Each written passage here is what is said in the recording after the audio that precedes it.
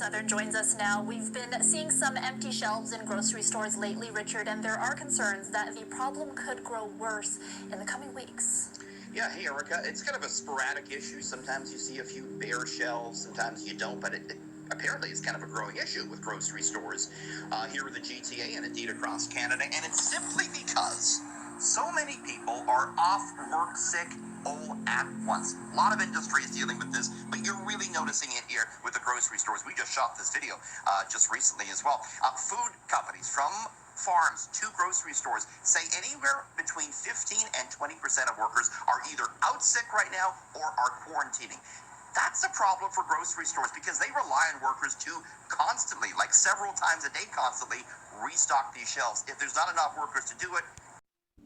Shalom, shalom. Tout d'abord, j'aimerais rendre gloire hommage à Yahweh, Bahashem, Yahusha, Bahashem, Rokar Kodash. Shalom aux élus et double honneur et respect aux apôtres et aux aînés de Great Millstone. Et salutations aux croyants et croyantes israélites dispersés dans les quatre coins du monde, qui attendent avec impatience la venue de notre Seigneur et Sauveur Yahusha Mashiach. Ici, frère Amos de Montréal, Shalom. Je suis back avec une autre leçon inspirée de Yahweh Bahashem, Yahusha.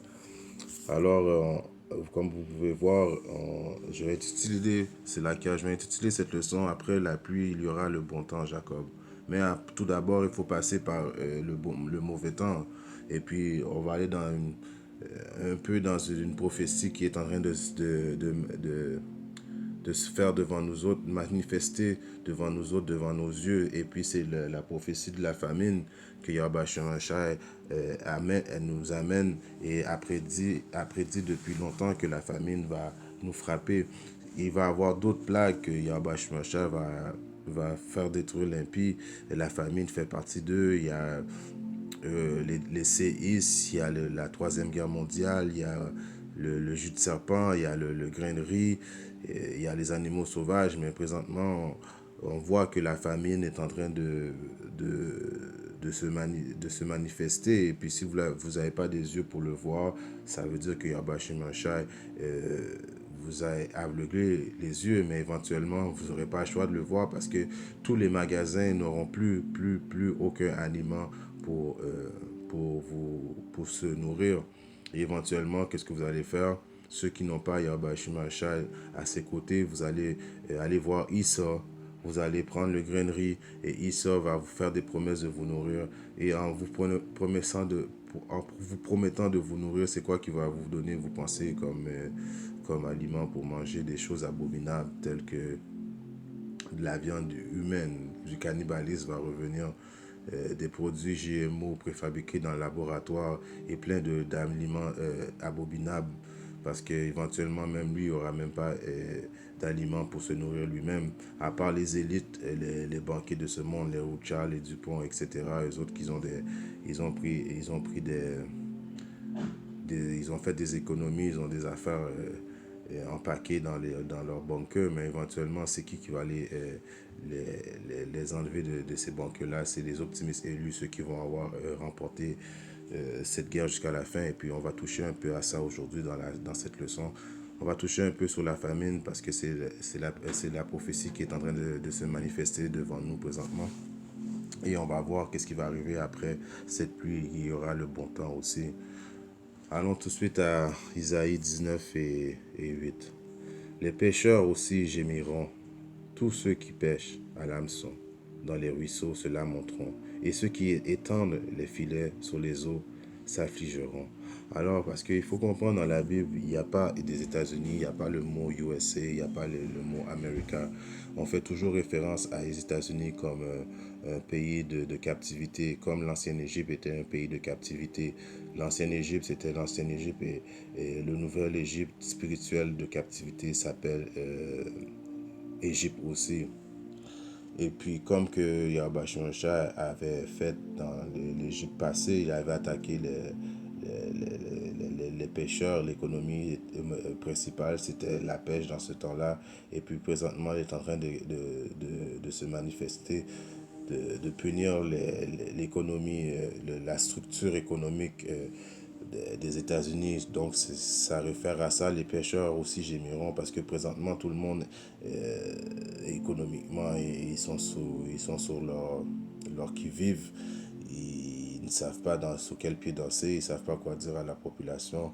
Une population qui est quand même ensorcelés, mais éventuellement, quand que la faim s'abat sur eux, l'ensorcellement la réalité va s'imposer et puis ils vont s'apercevoir que quand ils voient leurs enfants avoir faim et puis leur famille avoir faim, ils vont vite réaliser que il manque vraiment de nourriture sur les étagères.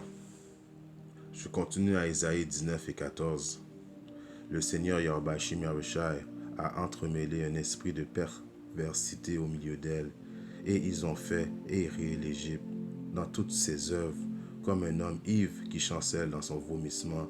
Alors présentement, nous savons que Babylone et que l'Égypte, les États-Unis, c'est un pays prospère. Toutes leurs décisions semblaient bien aller. Tout leur plan économique marchait. Ils avaient une domination sur le monde. Mais présentement, ils sont comme Yves. Vous comprenez, comme un homme ivre qui chancelle. Donc, ses décisions sont chancelantes. Et il s'apprête à sortir des lois draconiennes qui vont aboutir à quoi que ce soit, juste à pouvoir marquer les 2 tiers des nations de notre nation que Yahweh Shimon ne veut pas, et puis mettre son propre monde dans les ténèbres avec ses décisions. C'est pour ça que maintenant ses décisions, il vomit dans ses propres décisions. On continue maintenant à Isaïe 19 et 15. Et il n'y aura aucune œuvre pour l'Égypte. Alors éventuellement, très bientôt, il n'y aura plus de travail pour l'Égypte. Plus rien qui va... Le monde ne va pas pouvoir travailler. Même là, vous pouvez voir que maintenant, le monde qui ont comme peur de travailler, ils restent à la maison et puis ils essaient de faire d'autres, d'aller sur le chômage ou quoi que ce soit. Mais vraiment aussi, il y a un manque d'emploi. Et puis lui, essaie de cacher ça à la population, mais la population va se réaliser ça très bientôt. Parce que la famine est là vraiment omniprésente parmi nous. Si on continue maintenant, je vais lire Sagesse 12 et 10. Mais tu as exécuté ton jugement progressivement.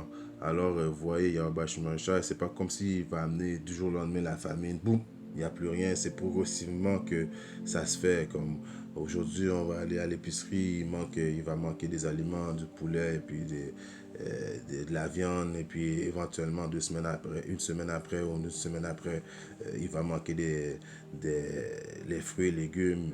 Et après ça, la semaine d'après, vous allez voir, il va manquer d'autres choses. Et éventuellement, il va manquer complètement de nourriture et de ressources. C'est pour ça que Issa s'empresse pour pouvoir empoisonner le monde le plus vite possible de son jus de serpent pour éventuellement donner le grain de gris au monde, parce qu'il sait que le monde va mourir de faim, ceux qui n'ont pas Yahweh Shimashai avec eux, et ils vont aller voir Issa. Et qu'est-ce que Issa va faire, vous pensez? Issa va vous donner de la nourriture préfabriquée en laboratoire, le GMO food, et même Issa va vous offrir de la viande. Vous allez voir la viande, mais ça va être de la viande d'humain. Le cannibalisme va revenir. Issa, c'est le diable. Il ne faut pas jamais faire confiance en le diable, mais il y a beaucoup de monde quand ils vont manquer d'aliments, qui n'ont pas de foi, qui vivent sans foi et loi, vont aller voir Issa et ils vont supplier Issa pour éventuellement avoir ces affaires-là de Issa. Sagesse est 12 et 11. Car c'était une race maudite depuis le commencement. Alors vous voyez, c'est une race maudite depuis le commencement. Cette race qui est Issa et qui est l'homme blanc. Si on continue maintenant, je vais juste changer, je vais aller dans le 14. Isaïe 14 maintenant. Et 21. Préparez le carnage pour ses enfants à cause de l'iniquité de leur père, afin qu'ils ne se lèvent plus, ni pour posséder la terre, ni pour remplir de villes la face du monde. Alors, le message d'aujourd'hui, c'est: on prépare le massacre pour vous et qu'il sort pour toute l'iniquité que vous avez fait passer à l'humanité. pour être sûr que vous ne vous allez plus jamais vous relever, pour plus jamais vous avez la domination sur cette terre. Présentement, il y a la nouvelle génération qui sont un petit peu plus proches de la culture, car Israël crée une culture basée sur les talents des Israélites, que ce soit dans les sports, que ce soit dans la musique, que ce soit dans n'importe quoi que ce soit. Donc, les autres nations, ils sont plus proches de nous, et ils disent que bon, c'est nos parents qui ont fait ça, nos arrière-grands-parents, c'est pas nous, on n'est pas comme ça, mais éventuellement, si vous comprenez un peu dans la Bible, vous êtes vos ancêtres, comme nous sommes nos ancêtres. Ça, c'est une autre leçon en tant que telle, qui est la réincarnation, mais vous bénéficiez des avantages de qu'est-ce que vos ancêtres ont fait, des massacres, de l'esclavage qu'ils ont fait passer aux Israélites, et puis toutes ces affaires-là. Si ça n'aurait pas été de ça, vous ne serez pas que ce que vous êtes aujourd'hui. Vous allez à la banque et puis vous avez des prêts, vous vivez des crédits, vous avez les meilleurs jobs, vous avez les meilleurs quartiers dans le monde. Tout ça, c'est résultat de ce que vous avez fait subir aux Israélites dans le passé.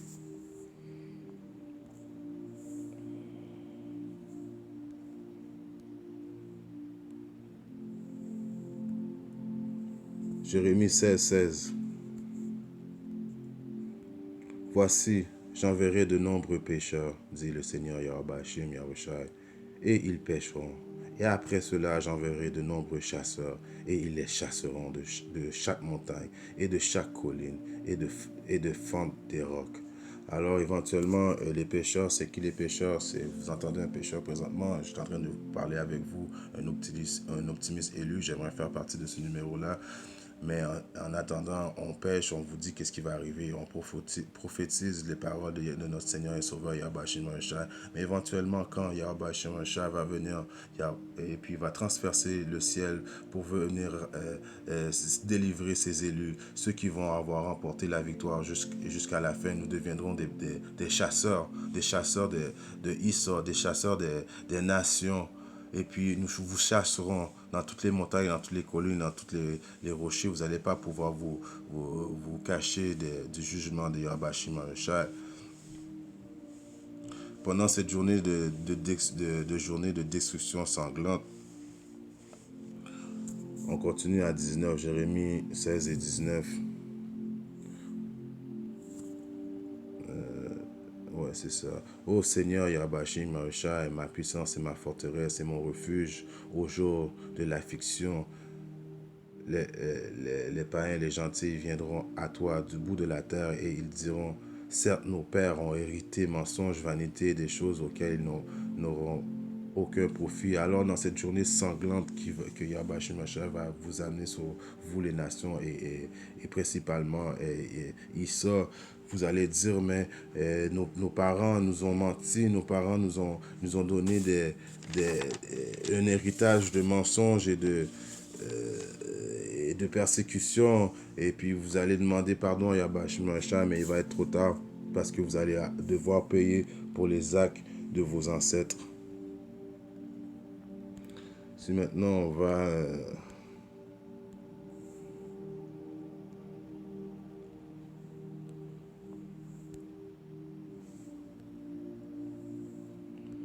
Nombre 35 et 33. Et vous profanerez pas la terre où vous êtes, car le sang souillé de la terre, et la terre ne peut être nette du sang qui a été versé, sinon par le sang de celui qui l'aura versé. Alors, en cette journée-là, il va y avoir, à cette journée sanglante-là, et puis Yahweh Shemashai va se rassurer que vous allez mourir dans votre propre sang, parce que vous avez vous-même mis le sang des Israélites dehors. Il y a des millions de... Même c'est les atrocités que nos ancêtres ont vécues, c'est des atrocités que même Issa, qui est le diable, n'ose même pas mettre tout dans ses livres, parce que c'est tellement enragé ce qu'ils ont fait passer. Alors, dans cette journée sanglante-là, on va patauger dans votre sang, dans le sang des soi-disant dit Édomites en premier, et même les autres nations qui ont participé à ça aussi. Donc ça fait partie de après la pluie, le bon temps des Israélites, Kolayla, Yahobashim, Yahushai. Si on continue maintenant, allons voir Apocalypse.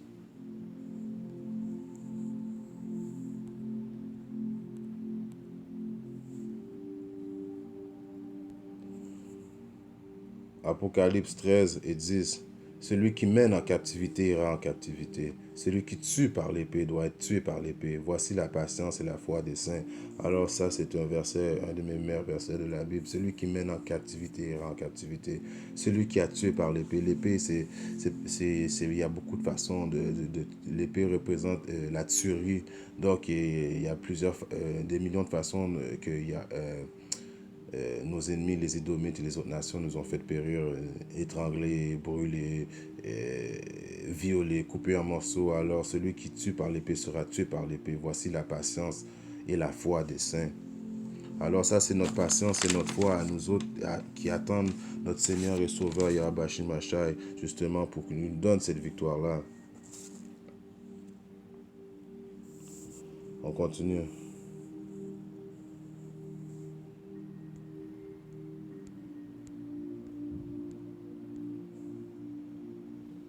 Isaïe 60 et 14. Et les fils de ceux qui t'affligeaient viendront vers toi en se courbant, et tous ceux qui te méprisaient s'inclineront à la plante de tes pieds, et ils t'appelleront la ville du Seigneur, la Sion du Saint d'Israël. Et éventuellement, quand vous allez réaliser que Yahweh Maréchal, notre Seigneur et Sauveur, nous a donné domination sur vous, c'est maintenant que vous allez vous prosterner devant nous, vous allez nous demander pardon et quoi que ce soit, mais il va être trop tard. Il va être trop tard pour tout ça.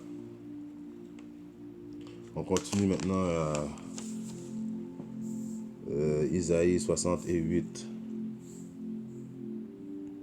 Qui sont là, qui volent comme un nuage et comme des colombes vers leur colombier. Alors éventuellement, parce que quand vous allez vous prosterner, c'est pas juste à cause que, oui, en sorte que vous allez voir que Abashimacha est avec nous et puis les millions d'anges sont avec nous aussi, mais vous allez nous voir voler comme des Superman, comme que vous avez vu dans toute votre vie les super-héros dans la télévision. En réalité, c'était nous, et parce que vos ancêtres et les Édomites, vous avez caché la vérité, mais les soi-disant dit banquiers de ce monde, les élites qui savaient vraiment qui nous étions, alors que vous allez voir qu'on vole comme Superman, on est fort comme Thor et plus fort que Hulk, vous allez vous prosterner devant nous.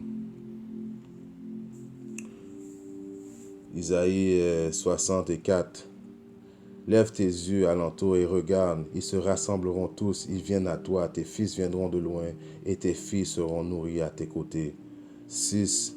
Une multitude de chameaux te couvrira, les dromadaires de Madian, c'est laquelle, et d'Épha, tous ils viendront de Séba, ils apporteront or et encens, et ils te montreront leur louange du Seigneur Yahweh Shimasha. Alors vous allez nous amener toutes vos richesses, mais vos richesses, c'est toutes les richesses que vos ancêtres nous avaient volées auparavant. Vous allez nous redonner nos richesses, vous allez nous amener de l'encens et de l'or. Nos enfants, vous allez les transporter sous vos bras et les honorer comme les dieux qu'ils sont supposés d'être.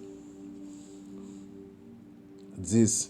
Et les fils des étrangers bâtiront tes murs, et leurs rois te serviront. Car dans ma colère, je t'ai frappé, mais dans ma bonté, je t'ai fait miséricorde. Alors, les fils des rois et les fils, quand on dit les fils des rois, les soi-disant dit élites de ce monde, les Rucha, les Dupont, comme j'aime dire, la reine Elisabeth et les Heinz, et tout ce monde et ceux qui ont les petits chapeaux de gros nez, alors tous les autres là qui vont avoir survécu, que Yahweh Shemashai va faire survivre, pas à cause qu'il veut qu'ils vivent, mais pour qu'il les mette justement en esclavage, l'élite, les autres ils vont ils vont nous servir et puis ils vont se mettre à genoux devant nous. Si on continue à 12, car les nations et les royaumes qui ne te serviront pas périront. Oui, ces nations-là périront. Alors, tout ce que les soi-disant dit rebelles qui ne voudront pas nous servir, eh bien, ils périront. Parce que c'est un ordre aussi de Yahweh Hashim Yahushua. Et si on va voir Luc 19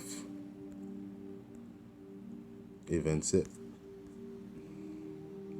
Mais ceux-là, mes ennemis qui n'ont pas voulu que je règne sur eux, amenez-les ici et tuez-les devant moi.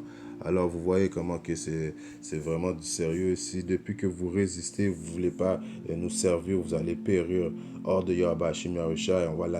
On va vous amener devant Yahweh Hashim Yahushua pour qu'il assiste à ce bain de sang. Parce qu'oubliez pas que ce que vous l'avez fait souffrir à notre Seigneur et Sauveur sur la croix, vous l'avez transpercé, il vous a demandé de l'eau, vous lui avez servi du vinaigre, vous avez fait tellement de choses diaboliques à notre Seigneur et Sauveur. Il a encore cette journée, il a cette journée de vengeance dans son cœur. Il n'oublie pas, et nous-mêmes, nous autres, on n'oublie pas non plus que ce que vous avez fait passer à notre Seigneur et Sauveur Yahweh Hashim Yahushua. Et à tous nos ancêtres aussi. Apocalypse 21 et 23. Et la ville n'avait pas besoin de soleil, ni la lune pour briller en elle, car la gloire de Dieu, Yahweh Hashim Yahushua, et l'agneau, donc la gloire de Yahweh qui est le Père, et l'agneau qui est Yahushua, en est la lumière. Donc dans cette ville, dans ce royaume, le royaume de Yahweh Hashim Yahushua, on n'aura pas besoin de soleil, de lune, car Yahweh Hashim Yahushua va être là pour briller. 24. Et les nations de ceux qui sont sauvés marcheront dans sa lumière, et les rois de la terre apportent effectivement leur gloire et leur honneur en elle. Alors les nations qui vont automatiquement accepter leur destinée vont marcher dans la lumière aussi de Yahweh Hashim Yahushua, parce que la terre va avoir été rendue aux justes, et les justes on va vous apprendre les façons de notre Seigneur Yahweh Hashim Yahushua, et éventuellement toute la terre va prospérer. Il n'y aura plus de guerre. On va remplacer la guerre par l'agriculture et les choses qui font du bien dans la terre, contrairement à vous qui est assujetti à Issa, qui pense juste à amener la guerre, la destruction. Il n'y aura plus de guerre, juste du bonheur.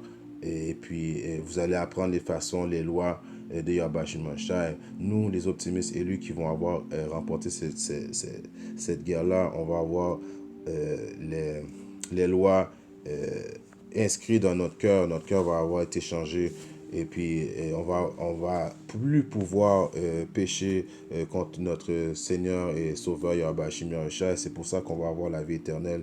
Mais vous êtes destinés encore à mourir, et vous allez mourir comme des hommes à jamais. 27. Et aucun cas il n'entrera en elle quoi que ce soit qui souille, ni personne qui s'adonne à l'abomination et qui dise un mensonge, seulement ceux qui sont écrits dans le livre de vie de l'agneau. Alors ceux qui vont pouvoir rentrer dans le royaume de Yahweh Hashim Yahushua, dans ce royaume-là qui va être sur la terre, ça va être les optimistes élus, les élus des 12 maisons d'Israël. En espérant cette leçon a édifié un de mes frères quelque part dans le monde. Si Dieu le veut, je reviendrai avec une autre leçon. Shalom.